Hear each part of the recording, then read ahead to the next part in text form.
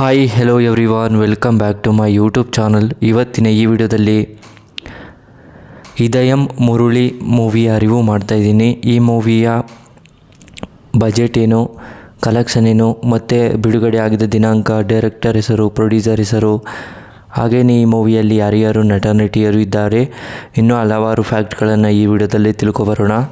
ಅದಕ್ಕೂ ಮುಂಚೆ ನಮ್ಮ ಚಾನಲ್ಗೆ ಸಬ್ಸ್ಕ್ರೈಬ್ ಆಗಿಲ್ಲ ಅಂದರೆ ಸಬ್ಸ್ಕ್ರೈಬ್ ಮಾಡಿಕೊಂಡು ಕೆಳಗಡೆ ಕಾಣ್ತಿರೋ ಬೆಲ್ಲೈಕನ್ನ ಕ್ಲಿಕ್ ಮಾಡಿಕೊಳ್ಳಿ. ಬನ್ನಿ ಗಾಯ್ಸ್, ಇವತ್ತಿನ ವಿಡಿಯೋವನ್ನು ಶುರು ಮಾಡೋಣ. ಮೊದಲು ಈ ಮೂವಿಯ ಮೇನ್ ಲ್ಯಾಂಗ್ವೇಜ್ ಬಂದು ತಮಿಳ್ ಆಗಿದೆ. ಯಾವುದೇ ಭಾಷೆಗಳಲ್ಲೂ ಡಬ್ ಆಗಿಲ್ಲ ಅಂತ ಹೇಳಬಹುದು.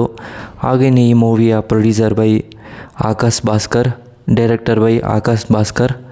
ಹಾಗೆಯೇ ಈ ಮೂವಿಯ ಬಿಡುಗಡೆ ಆಗಿದ್ದ ದಿನಾಂಕ ಜುಲೈ 10, 2026ರಂದು ಬಿಡುಗಡೆಯಾಗಿರುವಂಥ ಸಿನಿಮಾವಾಗಿದೆ ಅಂತಲೂ ಕೂಡ ಹೇಳಬಹುದು.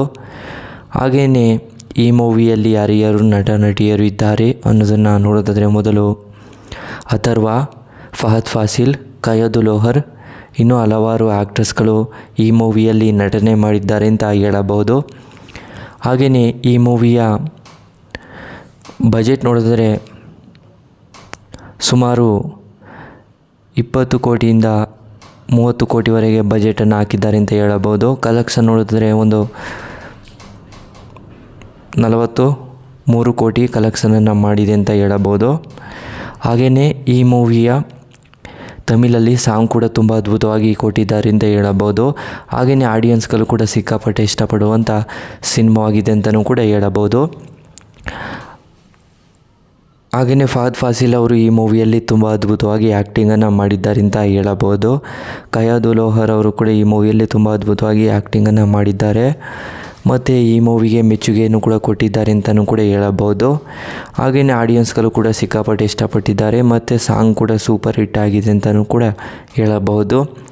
ಹಾಗೆಯೇ ಈ ಮೂವಿಯ ಒಂದೇ ಸ್ಟೋರಿ ಹೇಳಿದ್ರೆ, ವರ್ಣ ಅನ್ನೋ ವ್ಯಕ್ತಿ ಇರ್ತಾನೆ. ವರ್ಣಗೆ ಅವನಿಗೆ ತಂದೆ ತಾಯಿ ಇರ್ತಾರೆ ಮತ್ತು ಅವನಿಗೆ ಒಂದು ಫ್ಯಾಮಿಲಿ ಕೂಡ ಇರ್ತದೆ ಅಂತಲೇ ಹೇಳ್ಬೋದು. ಅವನ ಫ್ಯಾಮಿಲಿಯಲ್ಲಿ ಜೀವನವನ್ನು ಮತ್ತು ಅವರ ತಂದೆ ತಾಯಿ ಅಂದರೆ ಅವನಿಗೆ ತುಂಬ ಇಷ್ಟ ವರುಣ್ಗೆ. ಮತ್ತು ವರುಣ್ ಏನು ಮಾಡ್ತಾನೆ ಅಂದರೆ, ಅವನು ತಮ್ಮ ಕೂಡ ಇರ್ತಾನೆ. ವರುಣು ಅವನಿಗೆ ಬೇಕಾದಂಥ ಒಂದು ಕೆಲಸಗಳಲ್ಲಿ ತುಂಬ ಆಸಕ್ತಿ ಅಂತಲೇ ಹೇಳಬಹುದು.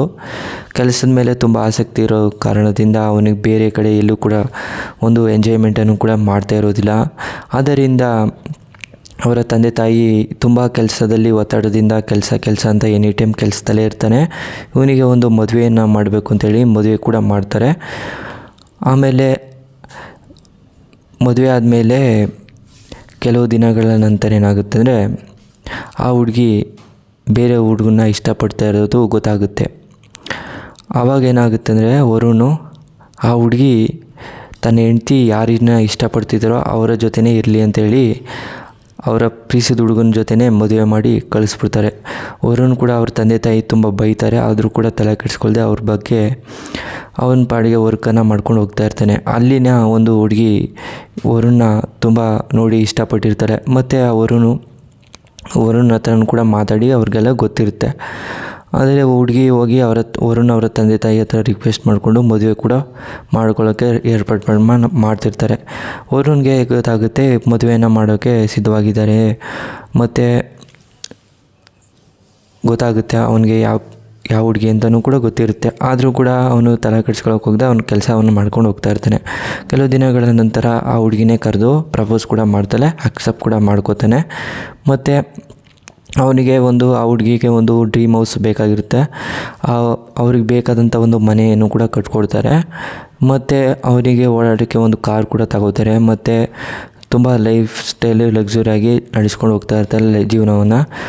ಹಾಗೆಯೇ ಸ್ಟೋರಿನೂ ಕೂಡ ಎಂಡ್ ಆಗುತ್ತೆ. ಸ್ಟೋರಿ ನಿಮಗೆ ಇಷ್ಟವಾದರೆ ಶೇರ್ ಮಾಡಿ, ಲೈಕ್ ಮಾಡಿ. Thanks for watching.